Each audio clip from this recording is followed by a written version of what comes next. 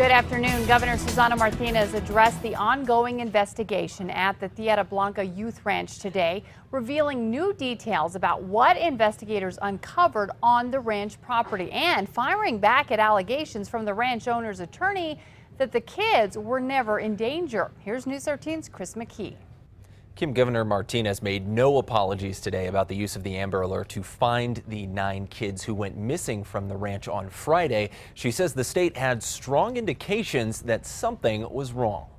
Absolutely, I stand behind this alert. I will never apologize. Emotional words from Governor Susana Martinez today, underscoring the state's Amber Alert response in the search for 9 teens that went missing from Tierra Blanca Youth Ranch in southwest New Mexico on Friday. We felt they were in imminent danger because of what was discovered within those buildings at Tierra Blanca. The governor says that evidence was collected Friday in relation to allegations that kids may have been abused at the ranch over the past few years. The search warrant revealed evidence that I cannot tell you precisely what it was, but did corroborate some of the allegations of some of those boys. When that search happened, state police say none of the teens were on the property, something Governor Martinez says was troubling. They had had contact with Children, Youth and Families Department the day before, and all of a sudden, all of the boys are being returned home. The ranch owner's attorney, Pete Domenici Jr., insisted over the weekend that the boys were on a wilderness trip. They've been on many of these similar kind of trips